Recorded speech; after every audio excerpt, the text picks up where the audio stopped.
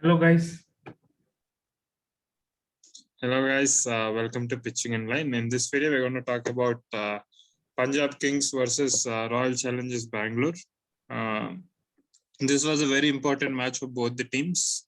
One team needed to seal their deal in the playoffs, and one team needed to inch much more closer to the playoffs. And RCB won the match, and they've sealed their position in the playoffs. And I think RCB fans will be the happiest the most right now. And all of them are chanting Isala Cup Namde, and why not? They have sealed the deal with 2 matches to go. That's a comfortable finish actually, and they do give themselves a chance to finish in the top two. So how do you see this performance? Because Punjab needed this victory. I mean, they still have a mathematical chances, Punjab, but it has surely dented their position going for the playoffs. So how do you see the whole situation, the whole scenario, and how the teams played according to that scenario?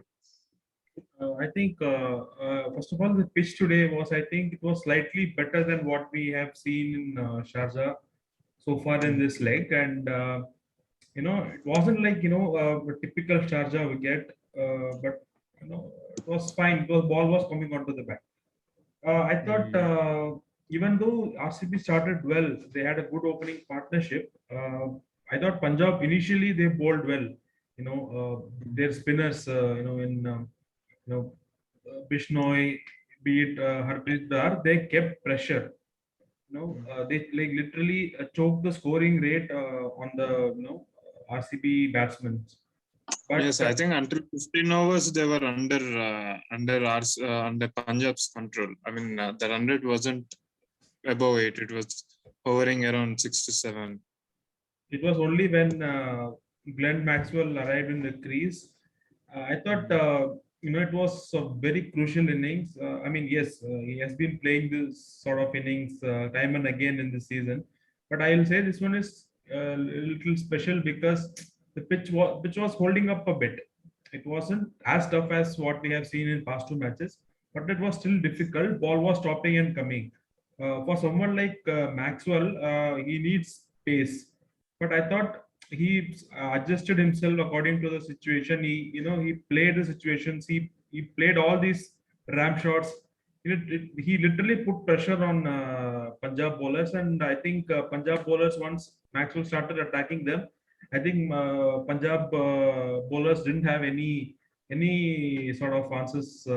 Leave aside the last over where Shami was picking wickets. Other than that, bowling looked really ordinary after that power play. Yeah, and mind you, actually Maxwell is playing against his former team, Yeah, Punjab. yeah. And he has hardly, he didn't even hit a single six last season. I mean, considering it's Maxwell, it's very unsettling fact. And the way Maxwell has been the difference, man. To be very honest, they were good last year as well, but we always felt once you get Kohli and De Villiers out, you could take advantage of their less experienced middle order. But with Maxwell coming in between of Kohli and De Villiers, and the way he's playing, he's playing that innings where he's trying to build the innings. Once they go up to the safe positions, and the way he's going after the bowling is also very, very impressive. And he has scored 450s and 350s in the second leg itself. So that augurs really, really well for RCB going forward. And one thing I want to talk about is there was this crucial DRS situation. So what do you make of that thing? Because that would probably make a huge point later on. Yes. If Punjab Kings, they miss the playoffs by one match, like one win or something like that. See, I'll come into that, but after that incident happened, Devdutt Padikkal was indeed dismissed. I think in 2-3 overs. But again, the fact of the matter is that was a goof up, I guess. When they were showing that sneakometer on the screen, it was clearly visible that when ball was passing, you could see the spike. You could literally see the spike. It was not like a minimal thing. It was literally a spike, like an X-ray machine. So even KL Rahul told this. He was not happy, but I mean, evidently, so he had every right to be unhappy about it. I thought, I don't know what was the criteria for third umpire. What was the point why he turned it down. Uh, Apart from that, I guess these sort of things, small things, can hurt a team in a long term, because Punjab, we are not seeing it for the first time. They have been Mm. victim of these kind of things in past couple of years. So that this thing will come back surely to haunt them, I guess. Yeah, I actually feel that. Yes. And how do you rate RCB's bowling? I mean, the way they defended was exceptional. And one bowler I really want to bring in over here is Yuzvendra Chahal. Yeah. The way he operated, because it wasn't an easy chase. It wasn't like RCB were winning fair and square. It was a seesaw balance. And the way Chahal came in and gave those breakthroughs. And do you see, do you think he's giving a message to Virat Kohli as well as the selectors? I think definitely. He's showing that hunger. He wants to prove a point. And you know, when selectors were asked, like, why was Rahul Chahar preferred over Yuzvendra Chahal, the answer was, if you read that, they told that Rahul Chahar gives more Yes. yeah, moves more space in the air. So even Harbhajan Singh tweeted it, like, just taunting that. But anyways, I thought Chahal is bowling really well, and especially if you see that wicket of Sarfaraz Khan, right? It just came in. He didn't read that. He couldn't understand what was coming into him. That poor guy hasn't played any competitive cricket for so long, and he's coming and facing a ball like this in the very first delivery. I think it's a very unfortunate for that, that player. But I think he's sending some strong message to the selectors.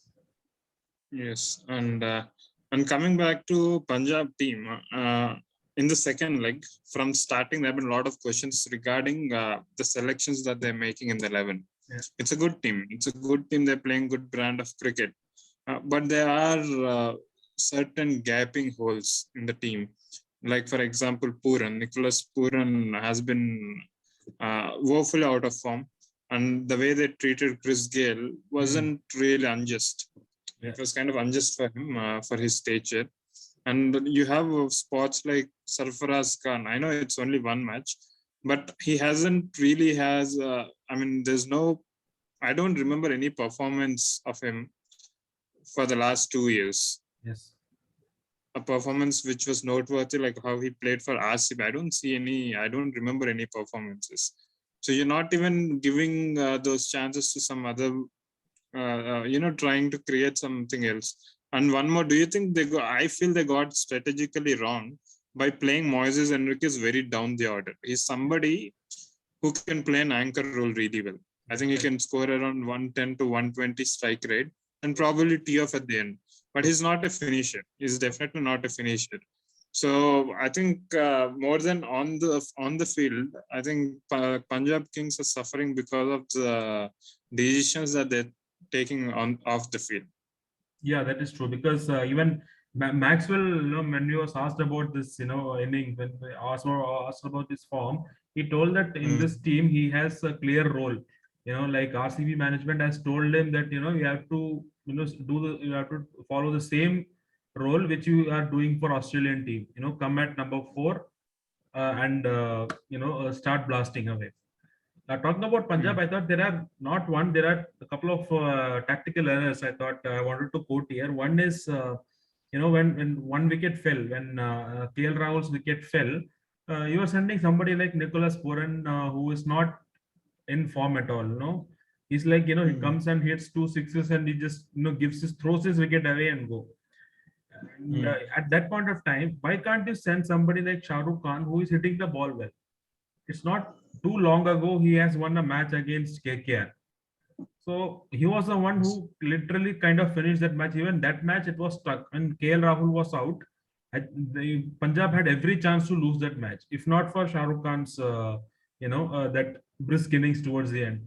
So I don't know what are they doing. And after that, once the run rate was required rate was creeping up, you could see they were showing that dressing room when KL Rahul, Wasim Jafar were standing with Shah Rukh Khan and Sarfaraz. Both were in, they were ready to go. But Shah Rukh Khan was about to go. He was about to go when the wicket falls, but they instructed that no, let Sarfaraz go. I don't know what was the point for sending Sarfaraz Well, before but Shah I Rukh. don't think it made much. But I don't think it made much of a difference since No, it's not, but it's not he about played one. making a difference. I don't know. See, you are exposing somebody who hasn't played any competitive cricket for for fair share of time. Now, why not send a Hmm. player who is hitting the ball well, who's seeing the ball well? If he's getting out, that's a different thing. You have to do the logical thing. Sending Sarfaraz Yeah, was I no way think logical. yes, definitely. I think even what you pointed out, sending Puran then. I Ah, think had you sent in say for example Moises Enriquez, yeah, I think he would have consolidated the innings well. He would have brought into the stability. But I guess the idea of Punjab Kings would have been like they would have probably asked Puran to go in there and play a quick fire innings. If he scores around 20, 10 balls 25 or 8 balls 20, which would probably help them going ahead, because it was a tricky chase. The score wasn't too high or wasn't too low. Those 160s, 150s are a range which are very tricky chases. I think I'm guessing, I'm assuming probably that could be the only logic. Otherwise, you could have probably sent Moises Enriquez, who in that place, who's not a hitter. I think he would have played it much better. But at last, let's see. I think the only thing Punjab Kings right now is they got to win their remaining matches. And most importantly, they need a lot of decisions to go in their favor. And unfortunately, KKR has won against SRH, so that would make things a bit difficult for them. We'll talk about that match in another video. So we'll see you guys. Tata. See you. Bye bye.